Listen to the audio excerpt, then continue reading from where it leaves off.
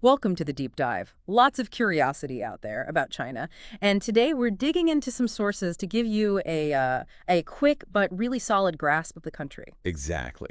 Think of it as a curated tour based on the materials we looked at. We're aiming to hit the highlights, right? Give you the essentials without needing to read everything yourself. Precisely. Mm. We've kind of distilled it down to three main things: the amazing historical sites, the buzz of modern development, and of course the culture, especially food and festivals. Our mission then is to pull out the really captivating bits, offer a shortcut to understanding just how multifaceted China is. Let's do it. History first. Yeah, let's start there. The Great Wall, I mean, everyone knows it, but the scale, it's hard to wrap your head around. It really is. The sources mention about 21,000 kilometers, which is just And immense. it's not just flat ground, is it? It goes over mountains, through forests. Right, across all sorts of terrain. It Yeah. really speaks volumes about the sheer effort involved over centuries. A massive strategic undertaking. And it wasn't all built at once, was it? Different dynasties, different priorities. Exactly. You can almost see the history layered into the different sections of the wall. It's fascinating. Okay, and staying in Beijing for a moment, the Forbidden City, the sources paint quite a picture. Oh, absolutely. Home to emperors for centuries. Yeah. Those golden roofs and red walls you read about. Yeah, very cinematic feeling. It's clearly more than just a palace. Definitely. It was designed as a symbol, you know, imperial power, cosmic order, all that reflected in the architecture and layout. Very deliberate. It makes you think about how that deep sense of centralized power might connect to modern China. That's a perfect transition, actually, because modern China is just as striking in a different way. Shanghai comes up a lot in the sources as this prime example. Yeah, it's portrayed as a real global powerhouse. High-rises everywhere, super modern trains. Robot restaurants, even, and massive shopping malls. It sounds incredibly advanced. It showcases that huge economic leap, China's ambition on the world stage. But it also raises questions, doesn't it, about balancing that speed with tradition. True.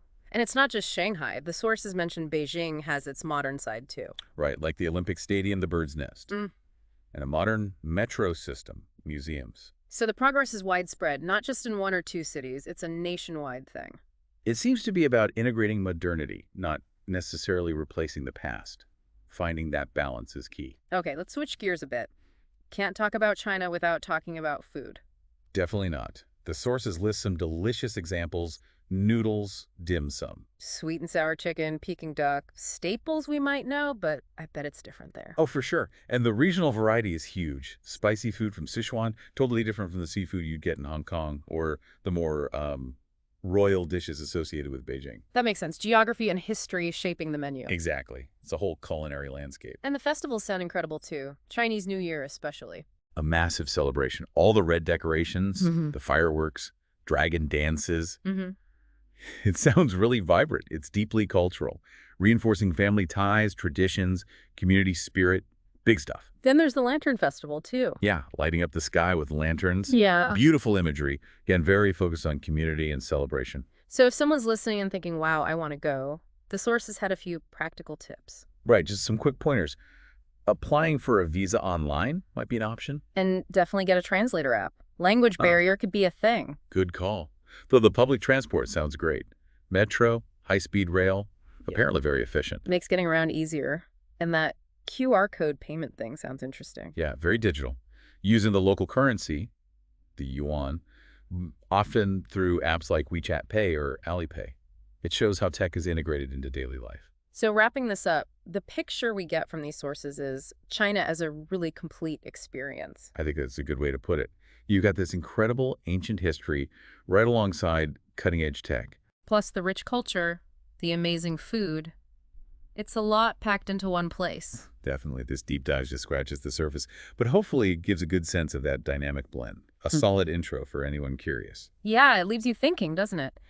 How does a country with such a long, powerful history manage to also be charging so fast into the future? That's the fascinating dynamic, isn't it? That coexistence of ancient roots and hypermodernity.